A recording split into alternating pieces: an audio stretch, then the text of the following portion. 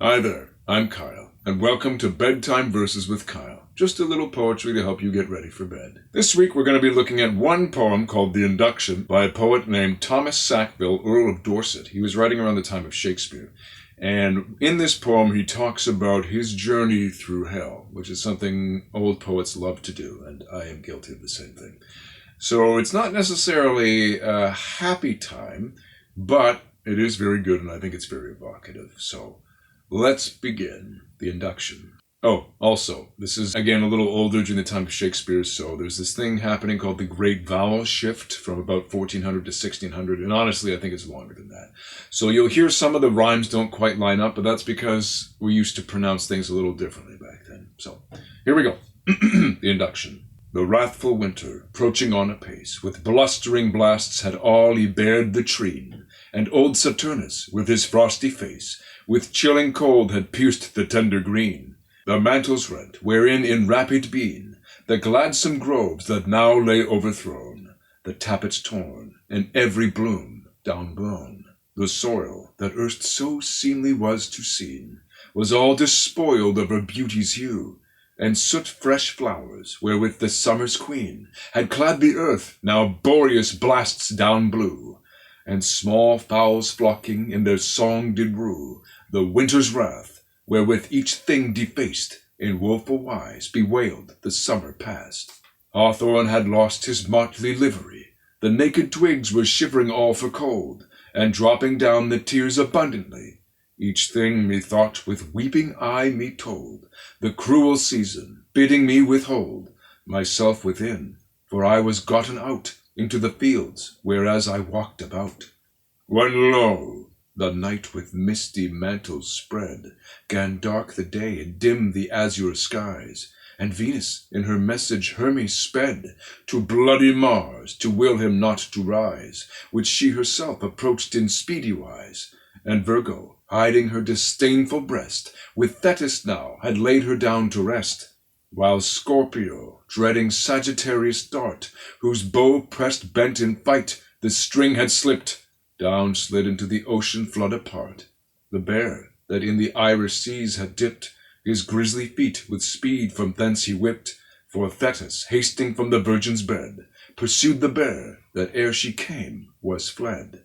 And Phaethon now, near reaching to his race, with glistering beams gold streaming where they bent, was pressed to enter in his resting place. Eretheus, that in the cart first went, had even now attained his journey's stent, and fast declining, hid away his head, while Titan couched him in his purple bed. And pale Cynthia with her borrowed light, beginning to supply her brother's place, was past the noonstead 6 degrees in sight, when sparkling stars amid the heavens' face with twinkling light shone on the earth apace, that while they brought about the night's chair, the dark had dimmed the day ere I was ware. And sorrowing I to see the summer flowers, the lively green, the lusty leaves forlorn, the sturdy trees so shattered with the showers, the fields so fade that flourished so beforn, it taught me well all earthly things be born to die the death, for not long time may last. The summer's beauty yields to winter's blast. Then looking upwards to the heavens' leams, with night's stars thick powdered everywhere, which erst so glistened with the golden streams, that cheerful Phoebus spread down from his sphere, beholding dark oppressing day so near. The sudden sight reduced to my mind the sundry changes that in earth we find, that musing on this worldly wealth and thought, which comes and goes more faster than we see, the flickering flame that with the fire is wrought, my busy mind presented unto me such fall of peers as in this realm had be, that oft I wished some would their woes describe, to warn the rest whom fortune left alive. And straight forth stalking with redoubled pace, for that I saw the night drew on so fast, in black all clad there fell before my face a piteous wight, whom woe had all for waste. Forth from her eyne the crystal tears outbrast, and sighing sore, her hands she wrung and fold, tear all her hair that ruth was to behold.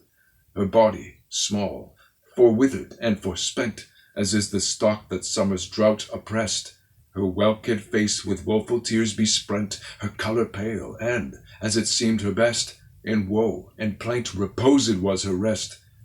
And as the stone that drops of water wears, so dented were her cheeks with fall of tears, her eyes swollen with flowing streams afloat, wherewith her looks thrown up full piteously, her forceless hands together oft she smote, with doleful shrieks that echoed in the sky, whose plaint such sighs did straight accompany, that in my doom was never man did see a wight but half so woe-begone as she. I stood aghast, beholding all her plight, 'tween dread and dolour so distrained in heart, that while my hairs upstarted with the sight, the tears outstreamed for sorrow of her smart. But when I saw no end that could apart the deadly duel which she so sore did make, with doleful voice then thus to her I spake: Unwrap thy woes, whatever wight thou be, and stint be time to spill thyself with plaint. Tell what thou art, and whence, for well I see, thou canst not duel with sorrow thus attaint. And with that word of sorrow, all for faint, she looked up, and prostrate as she lay, with piteous sound, lo, thus she 'gan to say: Alas, I, wretch, whom thus thou seest distrained with wasting woes that never shall aslake, sorrow I am, in endless torments pained, among the furies in the infernal lake, where Pluto, god of hell, so grisly black, doth hold his throne, and Lethe's deadly taste doth reave remembrance of each thing forepast.